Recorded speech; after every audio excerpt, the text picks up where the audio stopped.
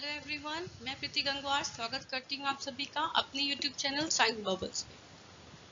मैं आज की अपनी वीडियो में लेकर आई हूँ क्लास 9 के लिए चैप्टर 1 का पार्ट 1। हमारे चैप्टर का नाम है हमारे आसपास की पदार्थ, मैटर अराउंड अस। जो भी टेक्निकल वर्ड्स आएंगे इस चैप्टर में, मैं उन्हें बाइलिंगुअल यानी कि हिंदी एंड इंग्लिश दोनों ही लैंग्वेज में इंडिकेट करके लिखूंगी, बताऊंगी, जिससे कि हिंदी मीडियम और इंग्लिश मीडियम दोनों मीडियम के बच्चों को इसका बेनिफिट मिले। तो चलिए शुरू करते हैं हम आज की अपनी वीडियो।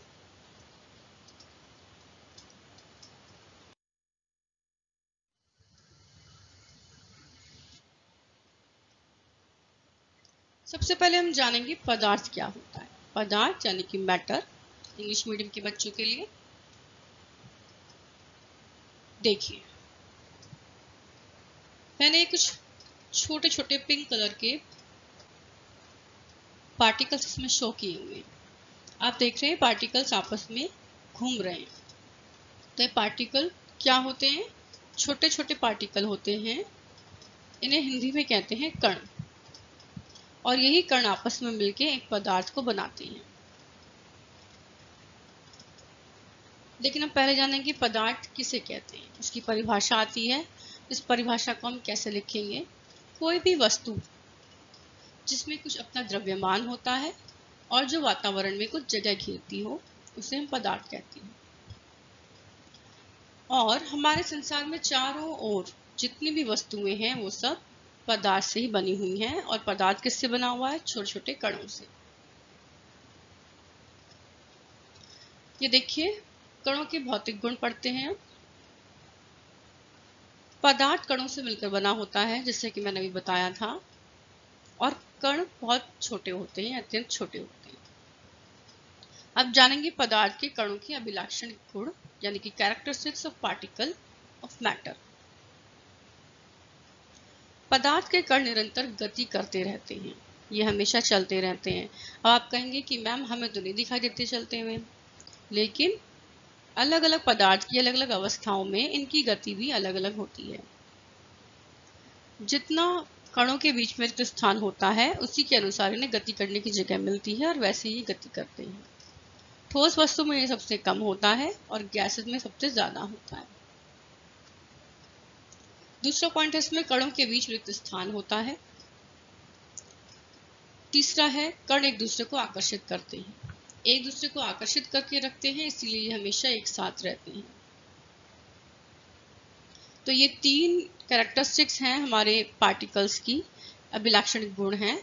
ये हर अवस्था में, चाहे पदार्थ किसी भी अवस्था में हो, ठोस में हो, द्रव में हो या गैस में हो, तीनों अवस्थाओं में हमें पदार्थों में ये तीनों गुण देखने को मिलेंगे। लेकिन किसी में कम होगा, किसी में ज्यादा होगा, लेकिन होगा।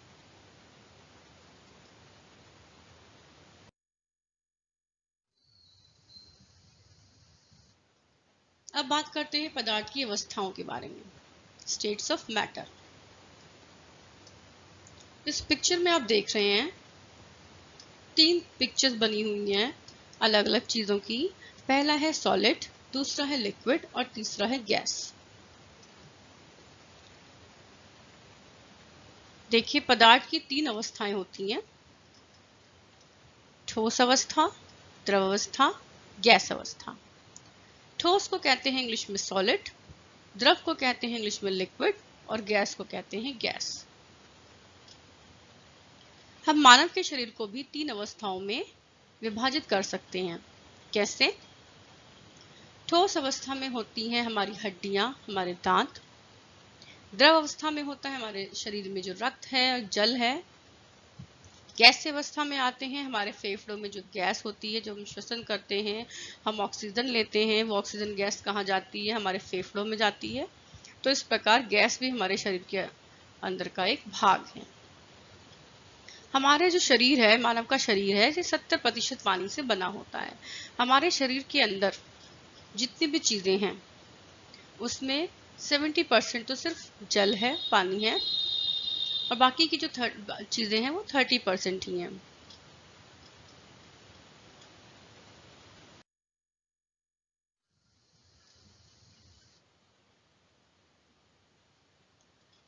अब थोड़ा डिटेल में जान लेते हैं ठोस अवस्था के बारे में। ये आप देख रहे हैं इस पिक्चर में एक ठोस चीज हमने ली है, उसको एक छोटे से पार्ट को अगर बड़ा करके देखा जाए, माइक्रोस्कोप के अंदर में देखा जाए, सूक्ष्मदर्शी द्वारा देखा जाए, तो हम देखेंगे कि जो उसके कण हैं वो कुछ इस तरीके से आपस में अरेंज रहते हैं, एक दूसरे के बिल्कुल ही पास पास बैठे होते हैं। तो ये ठोस अवस्था की कुछ खास बात है कि इसके कण ऐसे ही अरेंजमेंट में मिलते हैं। तो हम देखेंगे इसके गुण, ठोस अवस्था के गुण क्या होते हैं, प्रॉपर्टीज ऑफ सॉलिड स्टेट। इनका एक निश्चित आकार होता है। आकार कैसे निश्चित होता है? अगर आपके हाथ में ग्लास है, आपको पता है वो ग्लास कहाँ से शुरू है, कहाँ पर खत्म हो रहा है, तो इस तरीके से उसका आकार एक निश्चित रूप में होता है। नेक्स्ट पॉइंट है इसमें इनकी स्पष्ट सीमाएं होती हैं, इसी प्रकार इनकी सीमाएं भी स्पष्ट होती हैं। नेक्स्ट है निश्चित आयतन होता है, इनका आयतन भी निश्चित होता है। इनकी संपीड़नता नगण्य होती है कि दृढ़ होते हैं। संपीड़नता का मतलब है कंप्रेस करना, किसी भी चीज को दबाना। अगर हम इनके कणों को दबाएंगे, कंप्रेस करेंगे, तो क्या ये दबेंगे कि नहीं दबेंगे? तो इसका उत्तर है ठोस के कण ज्यादा नहीं दबते हैं, बहुत ही कम कभी हुआ तो हुआ, नहीं तो इनके कण कभी नहीं दबते हैं, क्योंकि इनके बीच में रिक्त स्थान ही नहीं होता। दबने के बाद ये जाएंगे कहाँ? अगर हमने ज्यादा दबाया तो जो ठोस चीजें हैं वो टूट जाती हैं, लेकिन अपना रूप नहीं बदलती। टूटती इसीलिए है क्योंकि कणों के बीच में कोई रिक्त स्थान नहीं होता, और इसीलिए ठोस वस्तुएं जो हैं ये दृढ़ होती हैं। विसरण नगण्य होता है। विसरण किस चीज का विसरण? गैस का विसरण। विसरण का मतलब बहाव, बहना। तो जो गैसेस हैं ये सॉलिड के बीच में, ठोस के बीच में नगण्य होती हैं, इनका विसरण नगण्य होता है। नगण्य मतलब बिल्कुल न के बराबर। जब रिक्त स्थान ही नहीं है तो कैसे बीच में वो विसरण कर सकती हैं। तो ये थी बातें ठोस अवस्था के बारे में।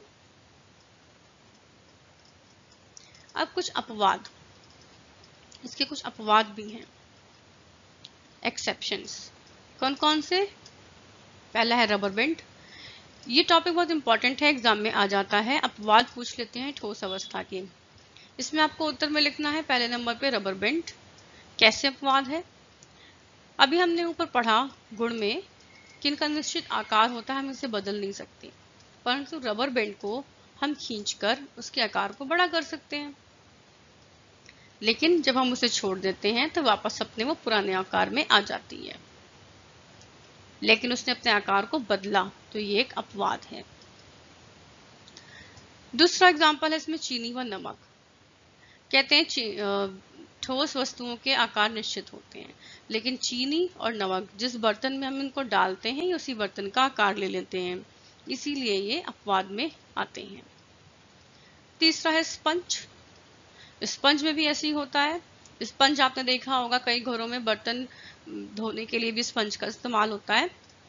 आप उसे दबाकर देखेंगे तो वो दब जाता है, पिचक जाता है, लेकिन जब हम उसे छोड़ देते हैं तो वापस वो अपने पहले आकार में आ जाता है, अपनी पहले वाली शेप को फिर से ले लेता है। ऐसा क्यों होता है? उस स्पंज के बीच में आपने देखा होगा बहुत सारे छोटे छोटे छिद्र होते हैं। उस छिद्र के अंदर हवा होती है, हवा भर जाती है। जब हम उसे प्रेस करते हैं, दबाते हैं स्पंज को, तो वह हवा उन छिद्र से बाहर आ जाती है और स्पंज पिचक जाता है। लेकिन जब हम उसे वापस छोड़ देते हैं तो फिर से वह हवा के इसके छिद्र के बीच में भर जाती है और फिर से वो अपना पुराना आकार वापस ले लेता है। तो ये है कहानी स्पंज की। अब बढ़ते हैं अपनी नेक्स्ट स्लाइड की ओर।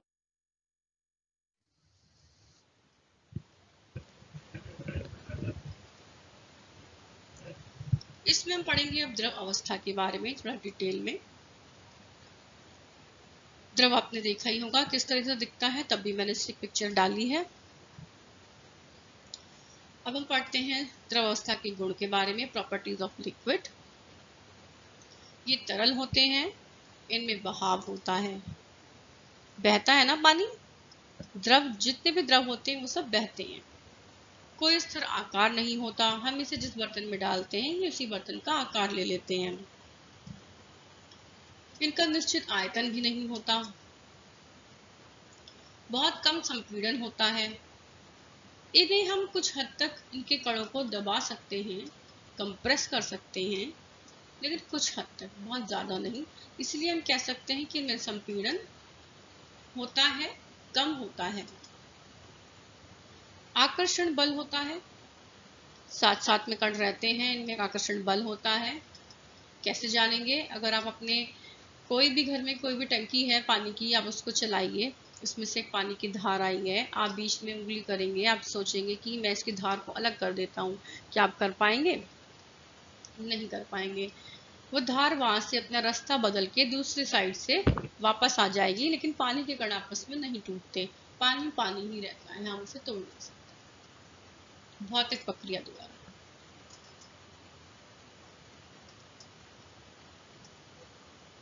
अब है इसमें विसरण अधिक होता है।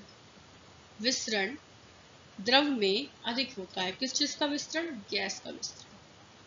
गैस जो है ये द्रव के बीच में घूम सकती है, लेकिन सॉलिड ठोस के बीच में नहीं घूम सकती। क्यों? मैंने बताया था, ठोस में रिक्त स्थान बहुत ही कम होता है ठोस के कणों में, लेकिन द्रव के कणों में थोड़ा रिक्त स्थान बीच बीच में होता है। तो जहां वो रिक्त स्थान होता है उन्हीं स्थानों पे गैस विसरण करती है। और यही कारण है कि जलीय पौधे व जलीय जीव जंतु जो श्वास में अपने लिए ऑक्सीजन लेते हैं, पौधे जो CO2 लेते हैं, वो सब जल से ही लेते हैं, क्योंकि ऑक्सीजन CO2 जल में मिश्रण करती है, तो उनको ये जो गैसेज हैं ये जल से ही मिल जाती है।